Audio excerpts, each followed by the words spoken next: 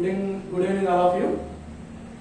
ఈరోజు మనం రేపు 2025 నవంబర్ 17వ తేదీ నుంచి RRB group D exams railway department వారు నిర్వహిస్తున్నారు. కాబట్టి ఆర్ఆర్బి గ్రూప్ డిలో అర్థమెటిక్, రీజనింగ్ అనేవి చాలా ముఖ్యమైన భాగాలు. ఇవి రెండు, అర్థమెటిక్, రీజనింగ్, ఇవి రెండింటి మీదే మనకు మొత్తం 100 మార్కులకు పేపర్ అయితే 60 మార్కులు అర్థమెటిక్, రీజనింగ్ నుంచే వస్తాయి. మిగతా 40 మార్కులు జిఎస్ లో వస్తాయి. కానీ ఈ 100 మార్కులలో మనకు 100 మార్కులలో అర్థమెటిక్ మరియు రీజనింగ్, అర్థమెటిక్ నుంచి రీజనింగ్ నుంచి రెండు కలిపి మనకు 60 మార్క్స్ ఇవి రెండింటి నుంచి వస్తాయి. అర్థమెటిక్ మరియు రీజనింగ్ నుంచి, అర్థమెటిక్, రీజనింగ్ రెండు కలిపి 60 మార్క్స్ వస్తే జిఎస్ 40 మార్క్స్ వస్తుంది. ఈ రెండు పార్ట్స్ లో మనకు అర్థమెటిక్, రీజనింగ్ నుంచి రేపు నవంబర్ 17వ తేదీ నుంచి జరగబోయే ఆర్ఆర్బి గ్రూప్ డి ఎగ్జామ్స్ లో అర్థమెటిక్, రీజనింగ్ పర్ఫెక్ట్ గా 60 క్వశ్చన్లకు మనం కేవలం ఒక 50 క్వశ్చన్స్ కరెక్ట్ చేయగలిగితే, 50 క్వశ్చన్స్ అర్థమెటిక్, రీజనింగ్ నుంచి 50 అంటే పర్ఫెక్ట్ చాప్టర్స్ మనము సిలబస్ ప్రకారం కరెక్ట్ ప్రిపేర్ అయ్యి కరెక్ట్ గా మంచిగా ప్రాక్టీస్ చేస్తే 50 మార్క్స్ ఈజీగా చేసుకోవచ్చు. దీనిలో అర్థమెటిక్, రీజనింగ్. మిగిలినది జిఎస్ లో ఇది 40 మార్క్స్ కు కనీసం ఒక 20 మార్క్స్ 20 క్వశ్చన్స్ కరెక్ట్ గా చేయగలిగితే రెండిట్లో కలిపి మనకు 70 మార్క్స్ వస్తాయి. అంటే 70 మార్క్స్. ఒకవేళ మనకు రా మార్క్స్ ఏమైనా నెగిటివ్, దీంట్లో ఇంకోటి ఏంటంటే దీంట్లో మనకు ఒకటి నెగిటివ్ మార్కింగ్ ఏముంటుంది అంటే ప్రతి ఒక్క తప్పుకి 1/3 మార్క్స్ అనేవి కటింగ్ అయిపోతాయి. 1/3 మార్క్స్ కటింగ్ అవుతాయి. కాబట్టి ఇవన్నీ కటింగ్స్ పోగా కూడా మనకు ఫైనల్ గా 70 మార్క్స్. ఇప్పుడు మనకు అర్థమెటిక్, రీజనింగ్స్ 50, తర్వాత జిఎస్ ఒక 20, టోటల్ గా 70 మార్క్స్ గెయిన్ చేయగలిగినాం. అంటే 70లో మనకు ఏమైనా కటింగ్ లో నెగిటివ్ లో పోయి కూడా 60 మార్క్స్ గాన రా మార్క్స్ అంటుంది. 60 రా మార్క్స్ తెచ్చుకుంటే మనకు మళ్ళీ ఈ ఆర్ఆర్బి గ్రూప్ డి ఎగ్జామ్స్ లో ఏమైతుందంటే ఫైనల్ గా మళ్ళీ నార్మలైజేషన్ అనే ఒక ప్రక్రియ జరుగుతుంది. నార్మలైజేషన్ అనేది ఒకటి జరుగుతుంది. అంటే నీకు 60 మార్క్స్ వచ్చినాయనుకో, దీన్ని నువ్వు ఎగ్జామ్ లో కరెక్ట్ గా నువ్వు 60 క్వశ్చన్స్ కరెక్ట్ చేసుకొని 60 మార్క్స్ వస్తే 60 మార్క్స్ నీకు దీన్ని వచ్చేదాన్ని నేను రా మార్క్స్ అంటాను. ఈ 60 మార్క్స్ రా మార్క్స్ వస్తే నీకు నార్మలైజేషన్ లో ఏమైతుందంటే నీకు నార్మలైజేషన్ అనే ఒక ప్రక్రియ జరుగుతుంది. ఎందుకంటే అందరికీ ఒకే రోజు దేశం మొత్తం ఒకే రోజు ఎగ్జామ్స్ జరగడానికి అవకాశం లేదు. ఎందుకంటే సిస్టమ్స్ ప్రాబ్లము, ఇవన్నీ అందరికి ఒకే రోజు అందరికి ఒకే పేపర్ రాదు. ఒక రోజుకి 3 సెషన్స్ లో ఎగ్జామ్స్ జరుగుతాయి. 3 సెషన్స్ లో ఎగ్జామ్ జరిగితే ఒక్కొక్క సెషన్స్ కి ఒక విధమైన పేపర్ వస్తుంది. కాబట్టి ఆ పేపర్లను అన్నింటినీ నార్మలైజేషన్ అనే ఒక ప్రక్రియ ద్వారా నార్మలైజేషన్ చేస్తారు. ఈ నార్మలైజేషన్ అనే ప్రక్రియ ఏముంటుందంటే నీకు రా మార్క్స్ 60 వచ్చిందనుకో, నీకు లక్కీగా కొన్ని సార్లు ఏమవుతుందంటే 60 కాస్త నార్మలైజేషన్ చేస్తే 80 కావచ్చు, 85 కావచ్చు, లేదంటే 70 కానీ కూడా అవకాశం ఉంటుంది. దాదాపుగా నీకు రా మార్క్స్ 60 వచ్చినాయంటే కంపల్సరీ 70 నుంచి 85 మధ్యలో నీకు మార్క్స్ రావడానికి అవకాశం ఉంటుంది. కాబట్టి ఖచ్చితంగా మనం రేపు జరగబోయే నవంబర్ 17 నుంచి జరగబోయే ఆర్ఆర్బి గ్రూప్ డి ఎగ్జామ్స్ లో మనం రా మార్క్స్ 60 తెచ్చుకున్నామంటే దాదాపుగా మనకు 70 నుంచి 80 మధ్యలో 80-85 మధ్యలో మార్క్స్ రావడానికి అవకాశం ఉంటుంది. ఇంకోటి ఏంటంటే ఇక్కడ ఓపెన్ కేటగిరీ అంటే జనరల్ కట్ ఆఫ్ దాదాపుగా 60 మార్క్స్ నీకు రా మార్క్స్ 60 వచ్చినాయంటే ఖచ్చితంగా ఓపెన్ కేటగిరీ 65 నుంచి 70 మధ్యలోనే ఉంటుంది. కాబట్టి 65 నుంచి 70 మధ్యలోనే ఉంటుంది. కాబట్టి 100% నీకు జాబ్ తెచ్చుకోవడానికి అవకాశం సింపుల్ గా ఉంటుంది 60 మార్క్స్ తెచ్చుకుంటే. కాబట్టి 60 మార్క్స్ గ్రూప్ డిలో తెచ్చుకోవడం పెద్ద కష్టమేం కాదు. మనం మెయిన్ గా అర్థమెటిక్, రీజనింగ్ అనే 2 టాపిక్స్ పర్ఫెక్ట్ గా ప్రిపేర్ అయినామంటే ఈజీగా తెచ్చుకోవచ్చు. ఇంకోటి ఏంటంటే ఇక్కడ 10th స్టాండర్డ్ మీనే క్వశ్చన్స్ అడుగుతాడు. పెద్దగా టఫ్ ఏమీ ఉండవు. ఇది బాగా గుర్తుంచుకోవాలి ఆస్పిరెంట్స్. 10th బేస్ మీనే గ్రూప్ డి లో క్వశ్చన్స్ అడగడం జరుగుతుంది. కాబట్టి మనము దానికి సంబంధించిన చాప్టర్స్ ఏమేమి ఉన్నాయి అనేది కరెక్ట్ గా సిలబస్ ప్రకారం ఫాలో అయినామంటే గ్రూప్ డి ఎగ్జామ్ లో మనము సక్సెస్ కావడం చాలా ఈజీ. కాబట్టి దానిలో భాగంగా మనకు సగటు అనేది ఒకటి చాప్టర్ ఉంది. దీంట్లోనే ఈ సిలబస్ లో సగటు అనేది ఒక చాప్టర్ ఉంది. కాబట్టి ఈరోజు మనం ఆ సగటు గురించి ఒకసారి డిస్కషన్ చేద్దాం. సగటు గురించి ఓవరాల్ గా సింపుల్ గా ఏ విధమైన క్వశ్చన్స్ వస్తాయి, దాన్ని ఏ విధంగా ప్రిపేర్ కావాలనేది ఒకసారి ఈరోజు డిస్కషన్ చేద్దాం. సగటు దీన్నే మనం సరాసరి అంటాం, నెక్స్ట్ ఇంగ్లీష్ లో యావరేజ్ అని కూడా అంటాం. ఇంగ్లీష్ లో యావరేజ్ అంటాం. సరే, ఈ సగటు మీద ఒక సూత్రం ఉంటుంది. సగటు సూత్రం ఏందబ్బా అంటే రాసుల మొత్తము బై రాసుల మొత్తము బై రాసుల సంఖ్య. రాసుల మొత్తము బై రాసుల సంఖ్య. ఈ రాసుల మొత్తము బై రాసుల సంఖ్య అనేది సగటుకి సంబంధించిన సూత్రము. దీన్ని గుర్తుపెట్టుకుంటే మనకు ఏవైనా గజిబిజి రాసులు ఇచ్చినారంటే దాన్ని మొత్తం అంటే అడిషన్ చేయాలి. తర్వాత ఆ రాసులు ఎన్ని ఉంటాయో దాన్ని సంఖ్య కింద వేసుకొని భిన్నం ఇది భిన్న రూపంలో లవంలో రాసుల మొత్తము, హారంలో రాసుల సంఖ్య వేసుకొని డివిజన్ చేసేదంటే కొట్టేస్తే మనకు ఫైనల్ గా సగటు వస్తుంది. ఫర్ ఎగ్జాంపుల్ తీసుకుందాం అనుకోండి, ఒకటి తీసుకోండి. 2, 4, 6, 8, 10 సగటు ఎంత అని అడుగుతుంది. 2, 4, 6, 8, 10 2, 4, 6, 8, 10 ల సగటు ఎంత? 2, 4, 6, 8, 10 ల సగటు ఎంత? సో దీనికి సూత్రం ఏంది? రాసుల మొత్తము బై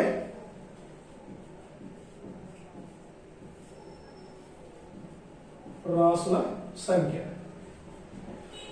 రాసుల మొత్తము బై రాసుల సంఖ్య అంటే అన్నిటిని రాసుల్ని అడిషన్ చేయాలి. రాసుల మొత్తం అంటే 2 + 4 + 6 + 8 + 10 ఇవే కదా. 2 + 4 + 6 + 8 + 10 మొత్తం ఎన్ని ఉన్నాయి సంఖ్య? 1 2 3 4 5 రాసుల సంఖ్య 5.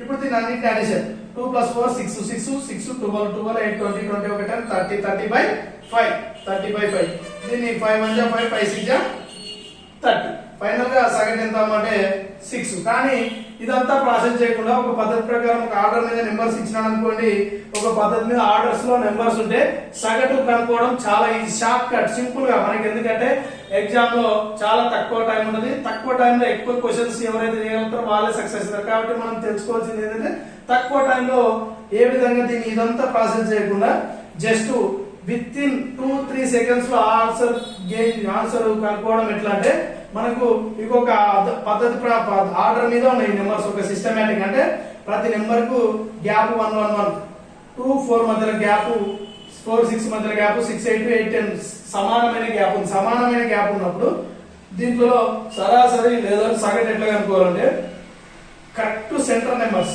ఈ 2 4 అనే ఇంకొక 2 నెంబర్లు, ఈ 2 నెంబర్లు తప్పిస్తే కరెక్ట్ సెంటర్ లో 6 అనే నెంబర్ ఉంది. కాబట్టి సెంటర్ నెంబరే మనకు సగటు అవుతుంది. రాసుల మొత్తం బై రాసుల సంఖ్య చేసిన ఆన్సర్ 6 డైరెక్ట్ చేసిన కూడా 6 వస్తుంది. కాబట్టి మనకు సగటు కనుక్కోవడం గజిబిజి నెంబర్స్ ఇచ్చినాడంటే, అంటే చింద్రవందమైన నెంబర్లు ఇచ్చినాడంటే ఈ సూత్రం వేసుకోవాలా. ఒక పద్ధతి మీద నెంబర్స్ ఇచ్చినాడంటే డైరెక్ట్ మధ్యలో నెంబరే మన యొక్క సగటు అవుతుంది.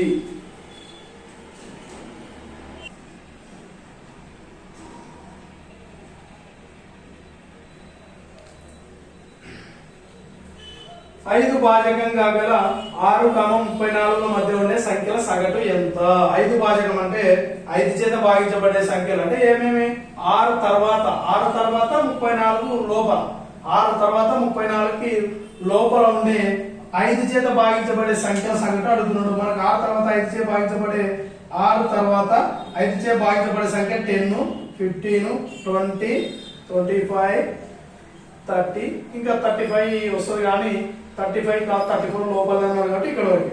సో నేను ఏం చెప్తాను, సగటు కనుక్కునే విధానంలో మనకు ఒక సీక్వెన్స్ ఆర్డర్ లో నెంబర్స్ ఉన్నాయంటే, అంటే ఒక పద్ధతి మీద నెంబర్స్ దీని మధ్యలో గ్యాప్, సరైన గ్యాప్ వచ్చింది అనుకోండి, సమానమైన గ్యాప్ వస్తే, కాబట్టి వీటికి సగటు సింపుల్ గా కనుక్కోవడం ఏంటంటే ఇక్కడ 2 నెంబర్లు ఇక్కడ 2 నెంబర్లు పోతే కరెక్ట్ సెంటర్ నెంబర్ 20. కాబట్టి దీని యొక్క ఆన్సర్ 20. దీని యొక్క సగటు ఎంత అంటే 20.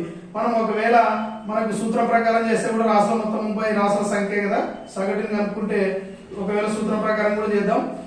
రాసుల మొత్తము బై రాసుల సంఖ్య. రాసుల మొత్తం అంటే 10 ప్లస్ 15 ప్లస్ 20 ప్లస్ 25 ప్లస్ 30. రాసుల సంఖ్య ఎన్ని ఉన్నాయి? 1 2 3 4 5 5 ఉన్నాయి కాబట్టి 5 వేసుకుంటాం.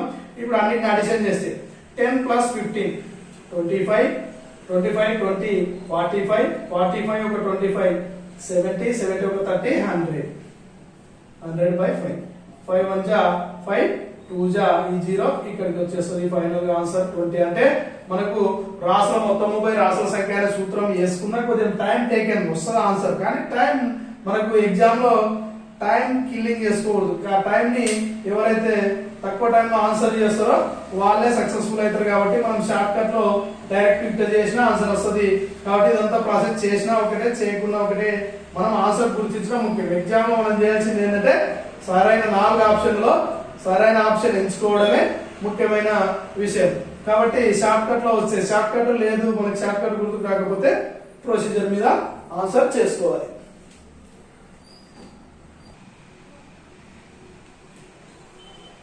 నెక్స్ట్ క్వశ్చన్, 3కు మొదటి 5 గుణిజాల సగటు ఎంత? 3కి మొదటి 5 గుణిజాలు 3కు మొదటి 5 గుణిజాలు 3కు మొదటి 5 గుణిజాలు అంటే 3 6 3 6 9 12 15 5 గుణిజాలు అయినాయి కదా. 1 2 3 4 5 దీని యొక్క సగటు. ఇప్పుడు నేను చెప్పిన సీక్వెన్స్ ఆర్డర్ లో ఉంటే మనం డైరెక్ట్ ఆన్సర్ కనిపెట్టేసేయచ్చు. వాటిలో మధ్యలో ఉండే నెంబరే మనకు ఆన్సర్ సగటు అయిపోతుంది. సో దీని యొక్క ఆన్సర్ 9. దీని యొక్క ఆన్సర్ 9. ఒకవేళ మనము సూత్రం ప్రకారం చేస్తే కూడా రాసుల మొత్తం 30 రాసుల సంఖ్య కాబట్టి సగటు ఈక్వల్ రాసుల మొత్తం 30 రాసుల సంఖ్య కాబట్టి అన్నిటిని అడిషన్ చేసుకున్నాం. 3 + 6 + 9 + 12 + 15 బై ఎన్ని నెంబర్ రాసుల సంఖ్య అంటే 5. సో వీటన్నిటిని అడిషన్ చేస్తే 3 6 9 9 9 18 18 1 30 30 15 45 45 బై 45 బై 5 5 1 జా 5 9 జా మొత్తానికి మన సూత్ర ప్రకారం చేసిన ఫైనల్ ఆన్సర్ 9. సో దీనికి సీక్వెన్స్ ఆర్డర్ లో ఉంది కాబట్టి సీక్వెన్స్ ఆర్డర్ 3 6 9 12 15 ఒక సీక్వెన్స్ ఆర్డర్ లో ఉంది కాబట్టి వీటిని మొత్తం 5 రాసులు ఉన్నాయి. 5 రాసులలో కరెక్ట్ సెంటర్ ఏది 3వ రాశి అవుతుంది కాబట్టి మనకు ఆన్సర్ సగటు ఏమైతుంది అంటే 9 అవుతుంది.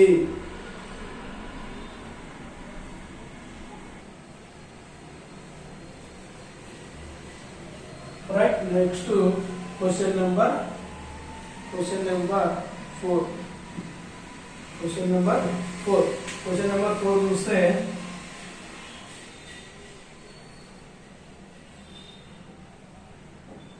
మొదటి 50 సహజ సంఖ్యల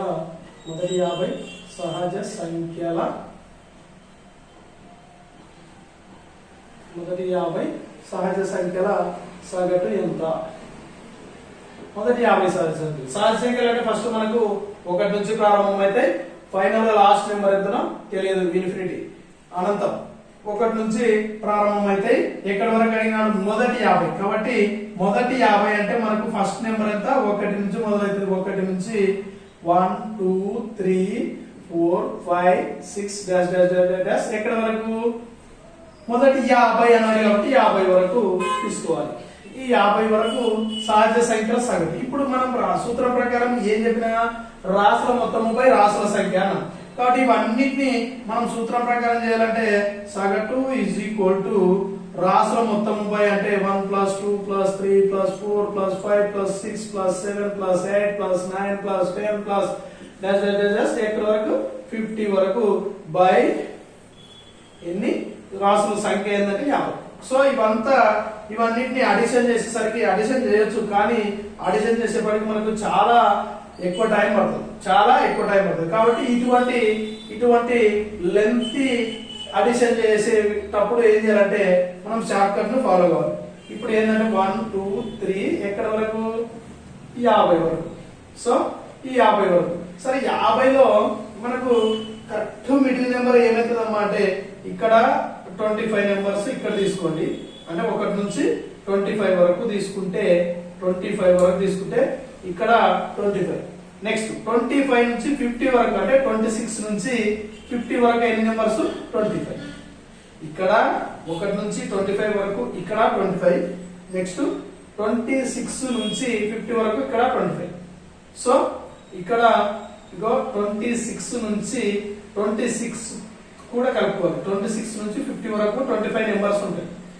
తర్వాత 1 నుంచి 25 వరకు 1 నుంచి 25 వరకు కూడా 25 నెంబర్స్ ఉంటాయి. సో ఇక్కడ 25 నెంబర్స్, ఇక్కడ 25 నెంబర్స్. ఇప్పుడు నేను ఏం చెప్తా, కరెక్ట్ మిడిల్ నెంబర్ తీసుకుంటేనే మనకు మధ్యలో నెంబర్ ఏది తీసుకుంటే అదే మన సగటు అవుతుంది. సో ఇక్కడ 25, ఇక్కడ 25. ఇప్పుడు కాబట్టి మధ్యలో నెంబర్ ఏదైతుందమ్మా అంటే కరెక్ట్ సెంటర్ నెంబర్ 25.5. సగటు ఈజ్ ఈక్వల్ టు 25.5. ఇదే మన ఆన్సర్.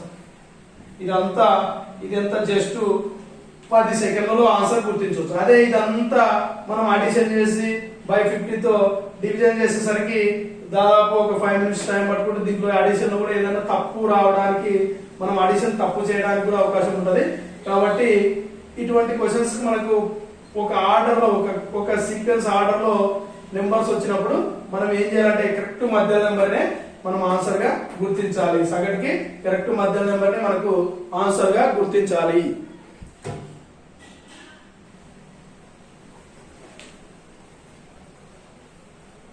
నెక్స్ట్ 5వ క్వశ్చన్. ఒక శూన్యేతర సంఖ్య దాని వర్గంల సరాసరి ఆ సంఖ్యకు 5 రెట్లు అయితే ఆ సంఖ్య ఏది? Options A9, B17, C29, D295. Okay, ఇక్కడ ఒక శూన్యేతర సంఖ్యని మనము x అనుకుందాం. ఒక శూన్యేతర సంఖ్య అంటే జీరో కాని సంఖ్య, శూన్యం కాని అంటే జీరో కాని సంఖ్య ఏదైనా కానీ. సో x అనుకుందాం, శూన్యేతర సంఖ్య x. అయితే దాని వర్గంలో సరాసరి, దాని వర్గంలో సరాసరి అంటే శూన్యేతర సంఖ్య మరియు దాని వర్గంలో సరాసరి. ఈ సంఖ్య యొక్క వర్గం ఎంత అవుతుంది? Square, X square. సరాసరి అనేది కాబట్టి రెండు, ఇక్కడ ఇదొక రాశి ఇదొక రాశి, మొత్తం ఎన్ని రాసులు? 2 రాసులు. శూన్యేతర సంఖ్య దాని వర్గంలో సరాసరి ఆ సంఖ్యకు 5 రెట్లు, ఆ సంఖ్యకు 5 రెట్లు. అయితే ఆ సంఖ్య మనకి ఆ సంఖ్య ఏదిరా అంటే x, ఆ సంఖ్య ఏది మనం x అనుకున్నాం కాబట్టి ఆ సంఖ్యకు 5 రెట్లు. 5 రెట్లు అంటే 5 into x కాబట్టి 5x. సో ఇప్పుడు ఇక్కడ మనకు ఓన్లీ x వాల్యూ కావాలనుకుంటే 2 ని అవతల పంపించేస్తే x plus x square is equal to 5 into ఇది 2 అక్కడ పోతే 10x అవుతుంది. 10x. సో ఇప్పుడు ఏమైతుంది అంటే x plus x square is equal to 10x. మళ్ళీ 10x ని ఇక్కడ తీసుకుంటే ఇతర కంటే ఈక్వల్ ఇతర తీసుకుంటే x plus x square 10x ఇతరకు వస్తే minus 10x అవుతుంది. minus 10x is equal to 0. x plus x square అంటే ఇక్కడ 10x is equal to 0. x లో ఎప్పటికైనా స్క్వేర్ ఉంటేనే దాన్ని అడిషన్ గానీ సబ్ట్రాక్షన్ గానీ చేయాలి. ఇక్కడ మనకి x, ఇక్కడ ఒక x ఉంది, ఇక్కడ 10x ఉన్నాయి. 10x లో ఒక x పోతే 9x plus x square is equal to 0. 9x plus x square is equal to 0. ఇప్పుడు 9x plus x square is equal to 0. ఇప్పుడు మనకు వర్గంలో 5 రెట్లు కాబట్టి ఇక్కడ 5 రెట్లు చేసేసినాము. Next 9x plus x square is equal to 0 వచ్చేసింది. దీన్ని వర్గం ప్రకారం చేసేస్తే వర్గం ఏమైతుంది? వర్గం 9x plus x square is equal to 0.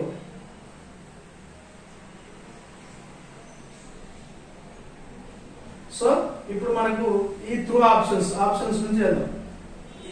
ఇక్కడ ఈ 4 ఆప్షన్స్ లో మనకు ఏ నెంబర్ ఈ x ప్లేస్ లో సబ్స్టిట్యూట్ చేసినామో 0 వచ్చిందంటే మనకు అదే ఆన్సర్ అయిపోతుంది. సో 9 into x అంటే 9 ప్లస్ 9 స్క్వేర్ అంటే 9 into 9 0.